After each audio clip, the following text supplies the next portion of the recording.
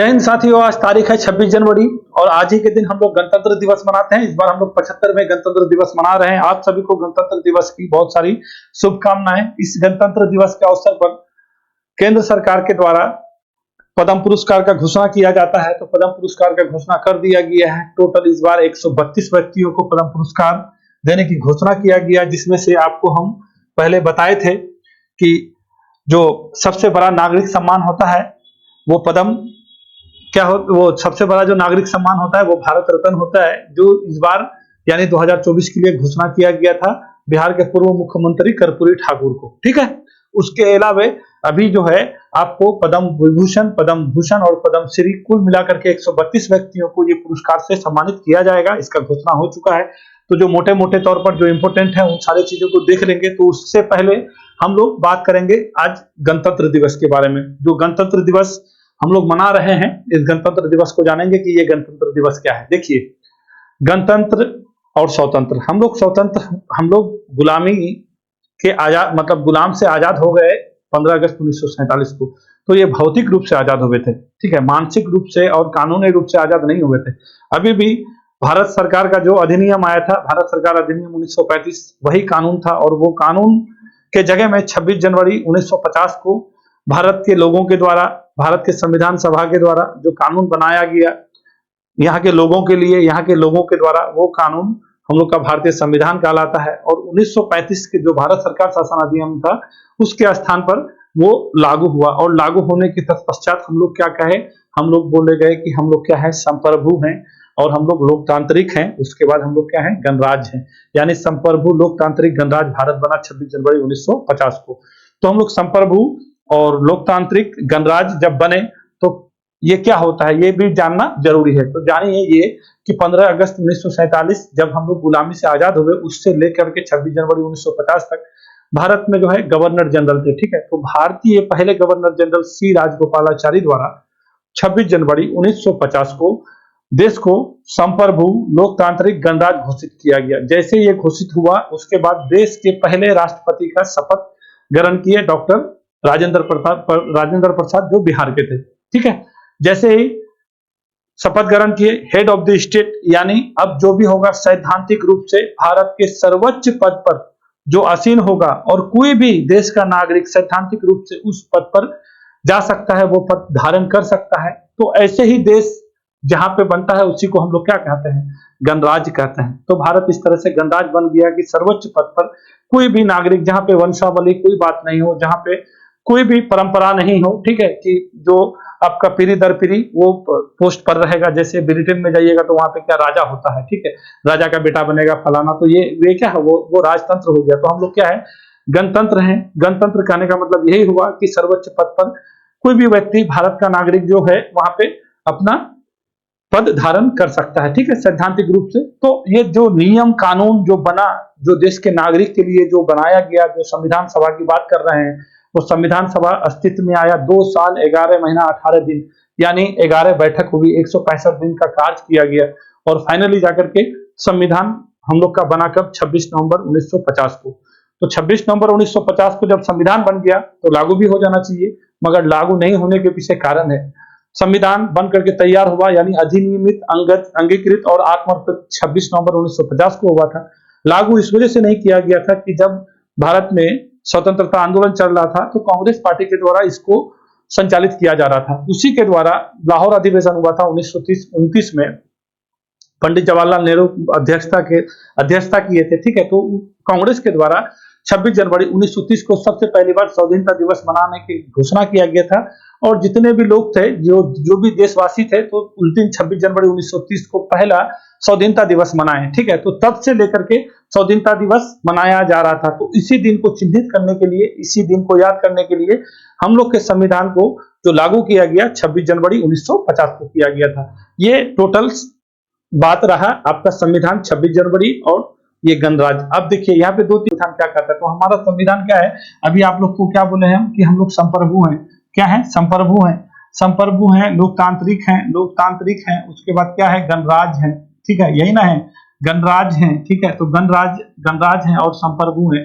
तो संप्रभु, देखिए सबसे पहली बात ये जानिए, संप्रभु का मतलब क्या हुआ। संप्रभु का मतलब ये होता है कि कोई भी ऐसा देश जिसका आंतरिक और बाहरी कोई दबाव नहीं हो, कोई भी फैसला लेने के लिए वो क्या है, स्वतंत्र है। ठीक है।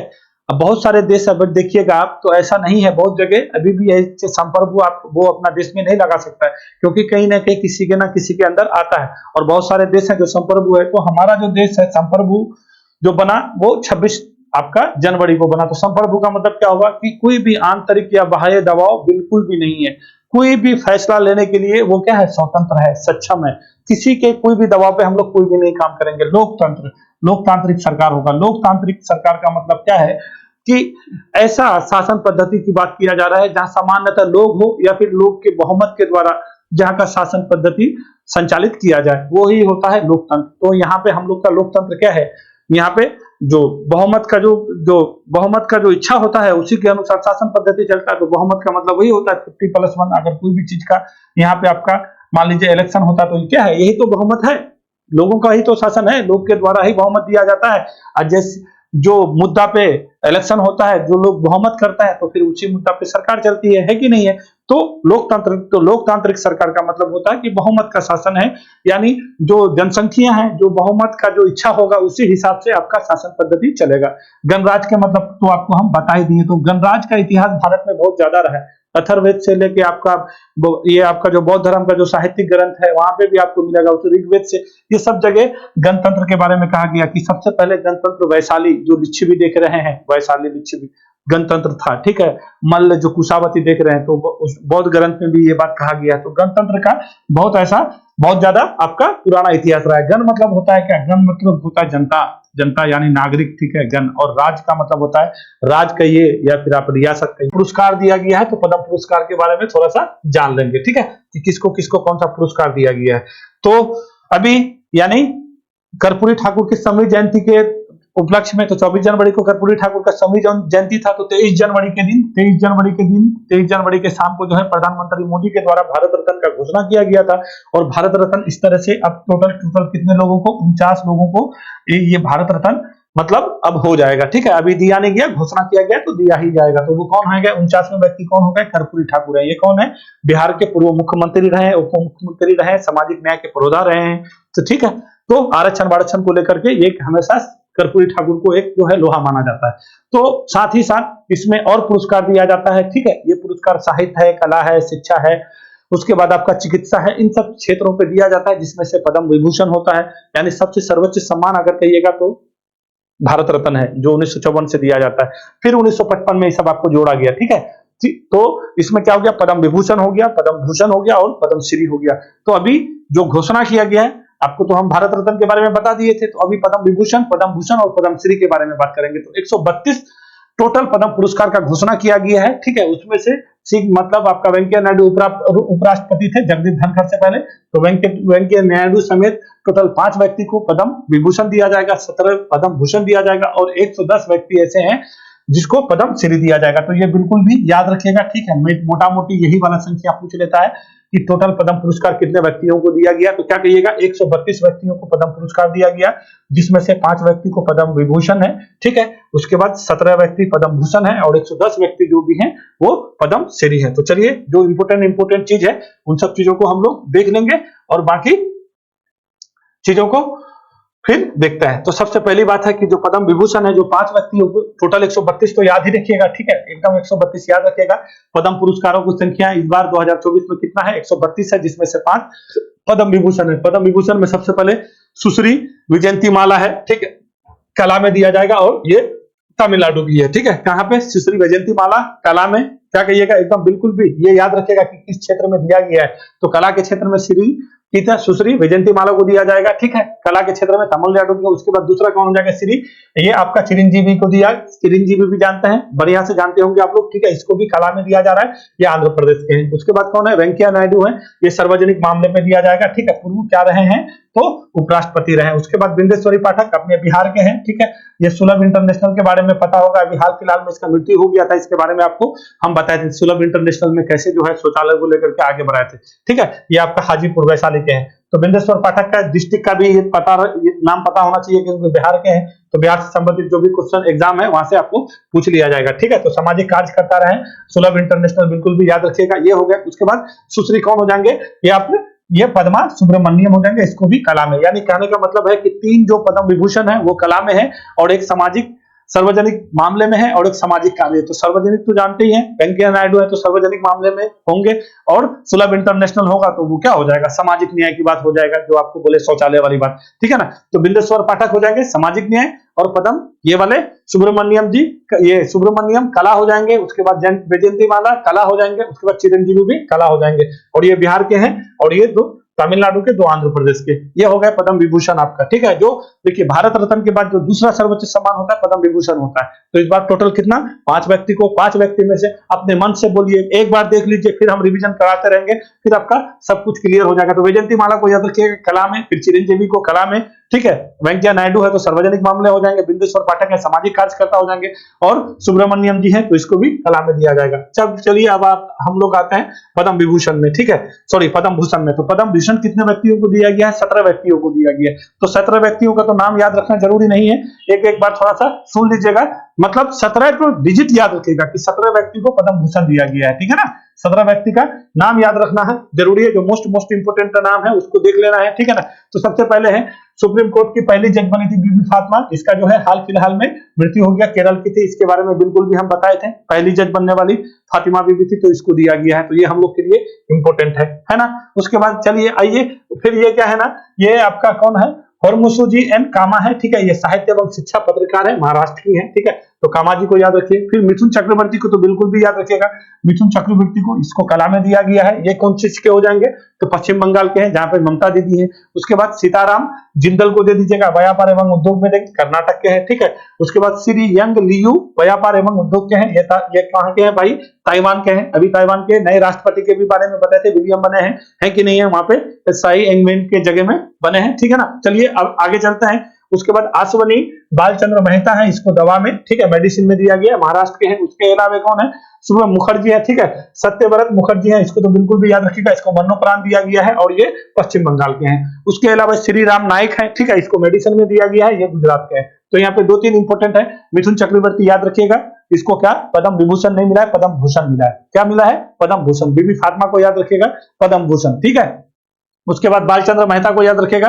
उसके बाद मुखर्जी को, सत्यव्रत मुखर्जी को भी याद रखेगा, इसको किसमें, सार्वजनिक मामले में दिया, पश्चिम बंगाल के हैं। ये सब क्या है, सब पद्म भूषण वाले हैं। उसके अलावा फिर आइए, श्री तेजस मधुसूदन पटेल है, इसको दवा में दिया गया है। श्री कौन है भैया, ये आलोचनेरी राजगोपाल है, ये सार्वजनिक मामले के हैं, ये केरल के हैं। श्री दत्तात्रेय अंबादास मयालु उर्फ राजदत्त है, ये कला में दिए गए, महाराष्ट्र के हैं। श्री तोगादान रिनपोचे, ठीक है, इसको मरणोपरांत दिया गया है। ये अन्य अध्यात्म, ये क्या है ना भैया, आध्यात्मिकतावाद में दिया गया है, ये लद्दाख के हैं, ठीक है। तो लद्दाख का ये इंपोर्टेंट है, इसको बिल्कुल भी हम ऐसे भी देखिए, इसको बड़ा कर दिया, मरणोपरांत है। श्री तोगादान रिनपोचे है, ठीक है, इसको लद्दाख के हैं, और इसको अध्यात्मवाद के लिए दिया गया है। श्री प्यारेलाल शर्मा कला में, महाराष्ट्र के हैं। श्री चंद्रशेखर प्रसाद ठाकुर दवा में, बिहार के हैं, ठीक है। तो चंद्रेश्वर प्रसाद ठाकुर हैं, जिसको पद्मश्री दिया गया है, सॉरी पद्म भूषण दिया गया है, और बिहार के हैं, ठीक है, वो आपको मेडिसिन में दिया गया है। सुश्री उषा उथप्पू, ठीक है, इसको कला में दिया गया, पश्चिम बंगाल की है। उसके बाद श्री विजयकांत, अभी विजयकांत को अभी फिलहाल जानते हैं, जो है कन्नड़ थे, इसका निधन हो गया था, विजयकांत को दिया गया है कला में, ठीक है, ये तमिलनाडु के हैं, ठीक है, तमिलनाडु के हैं, ठीक है ना। तो विजयकांत को समझ जाइए। तो उधर कितना हो गया, 5 हो गया, इधर कितना हो गया, 17 हो गया, और टोटल कितना मिला के 132। तो अब जो टोटल रेस्ट बचा तो वही तो पद्मश्री होगा, ठीक है। तो पद्मश्री अब हम लोग चलता है, पद्मश्री में बहुत ज्यादा नाम है, ठीक है। तो पद्मश्री टोटल 110 कितना को देना है, 110 को पद्मश्री दिया गया है, ठीक है। तो 110 नाम याद रखना संभव है नहीं, जो मोटा मोटी है आपको हम उसका नाम बता देते हैं, ठीक है। आप थोड़ा सा देख लीजिए, फिर आपको चीजें समझ में आ जाएगा। तो पर्वत बरुआ भारत की पहली महिला हाथी महावत है, ठीक है, ये आसम की दिया है, ठीक है।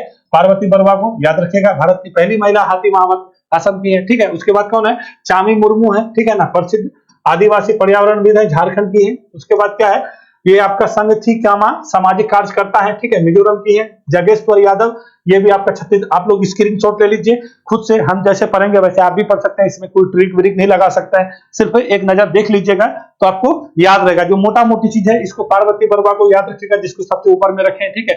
हाथी महावत है, ठीक है ना। एलिफेंट विस्फोरण को आपको जानते हैं ना, कितना ज्यादा नाम कहवाया था, तो उससे संबंधित नहीं है, बट एलिफेंट है वो हम लोग का जरूर थोड़ा सा इंपोर्टेंट हो जाता है, ठीक है ना। तो चलिए तो इसको स्क्रीनशॉट ले लीजिए, और इसके अलावा और है, इसको भी आपको हम दे देते हैं। ये सारे आपको टोटल जो है 110 को क्या मिला है, तो क्या कहिएगा, पद्मश्री मिला है। और इस सबको आप स्क्रीनशॉट लेकर के देख सकते हैं कि इन सारे लोगों को पद्मश्री मिला है। ठीक है, तो पद्म भूषण, ये भारत रत्न हो या पद्मश्री हो या पद्म विभूषण हो या पद्म भूषण हो, जो मोस्ट इंपोर्टेंट चेहरा है उनको याद रखना जरूरी है, देखना जरूरी है। चलिए, वीडियो देखने के लिए धन्यवाद। और ज्यादा क्वेश्चन है नहीं, ठीक है, क्वेश्चन नहीं है, सिर्फ हम ये इंपोर्टेंट जो पद्म अवार्ड है, ठीक है, इसी के लिए हम ये वीडियो बना रहे थे। फिर हम लोग मिलेंगे मॉर्निंग में।